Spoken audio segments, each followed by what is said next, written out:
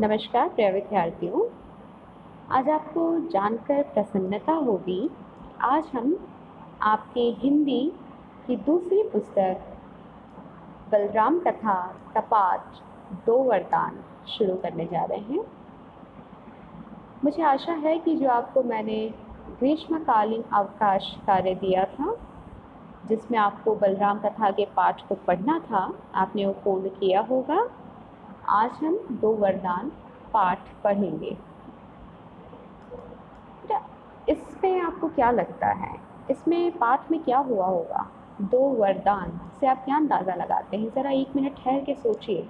क्या इस पाठ में वरदान मांगी गई है कोई, या कुछ और है ये, या वरदान देने की बात है?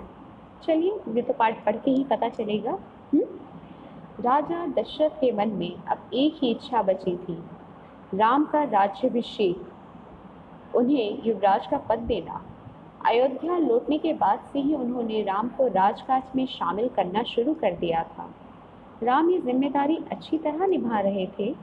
उनकी विनम्रता, विद्वता और पराक्रम का लोहा सभी मानते थे। प्रजा उनको चाहती थी। दशरथ के लिए तो वो प्राणों से प्यारे थे।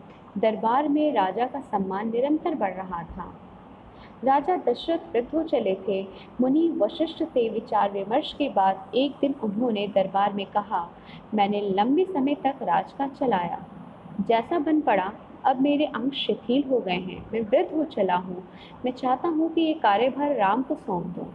अगर आप सब सहमत हो तो राम को युवराज का पद दे दिया जाए।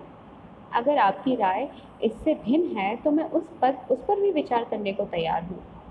सभा ने तुमुल ध्वनि से राजा दशरथ के प्रस्ताव का स्वागत किया। राम की जय जयकार होने लगी।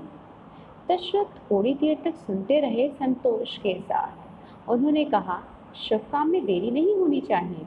मेरी इच्छा है कि राम का राज्याभिषेक कल सुबह कर दिया जाए। ये समाचार पलक झपकते पूरे नगर में फैल गया। हर जगह बस यही चर्चा थी। राज्याभिषेक की तैयारियां शुरू हो गई। भरत और शत्रुघ्न उस समय अयोध्या में नहीं थे। आप सब जानते हैं, ये तो मुझे शायद बताने की जरूरत भी नहीं। भरत और शत्रुघ्न राम के छोटे भाई थे। उस समय अयोध्या में नहीं थे। वो अपने नाना केकय राज के यहाँ गए हुए थे। भरत जब भी अयोध्या लौटने की बात करते, नाना उन्हें रोक लेते। भरत को अयोध्या की घटनाओं की सूचना नहीं थी। उन्हें अपने पिता के निर्णय के संबंध में कुछ भी नहीं पता था। ये जानकारी भी नहीं थी कि अगले दिन राम का राज्याभिषेक होने वाला है। केकई से एक दिन में भरत और शत्रुघ्न का आना संभव नहीं था। राजा दशरथ ने इन संबंध में राम से चर्चा की। कहा कि भरत यहाँ पर नहीं है, पर मैं चाहता हूँ कि राज्याभिषेक का कार्यक्रम न रोका जाए।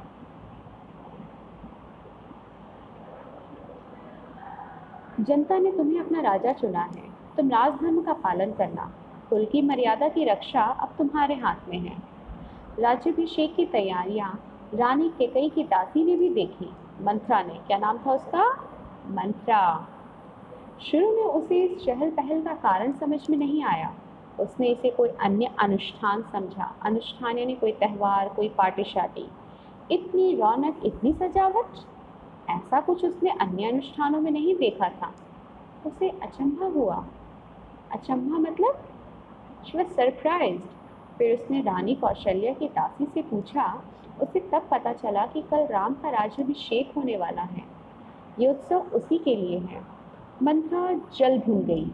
राम का राज्याभिषेक? उसे षड्यंत्र लगने लगा। केकई के विरुद्ध? वो केकई की दासी थी। बचपन से केकई का हित उसके लिए सर्वोपरि था। वो अपनी मालकिन की हित की, मतलब अपने मालकिन के फायदे की हर एक चीज को देखा करती थी। मंत्रा उसे अपना हित मानती थी। वो केकई की मुंह लगी थी। रानी केकई भी उसे बहुत मानती थी। क्रोध से आग बबूला मंत्रा रनिवास की ओर भागी। सीधे केकई के कक्ष में वो हाँफ रही थी। क्रोध से चेहरा लाल था। भागने के कारण सांस उखड़ रही थी। उसने रानी केकई को सोते हुए देखा। विद्यार्थियों, कहानी तो बहुत अच्छी जाएगी, पर इसको आगे हम कंटिन्यू करेंगे अगली कक्षा में। और आप सब वैसे भी रामायण काफ़ी पढ़े होंगे, कई बार सुना होगा और कई बार देखा भी होगा, पर आज हम इस पाठ के नज़रिए से एक अलग ढंग की रामायण को जानेंगे। धन्यवाद।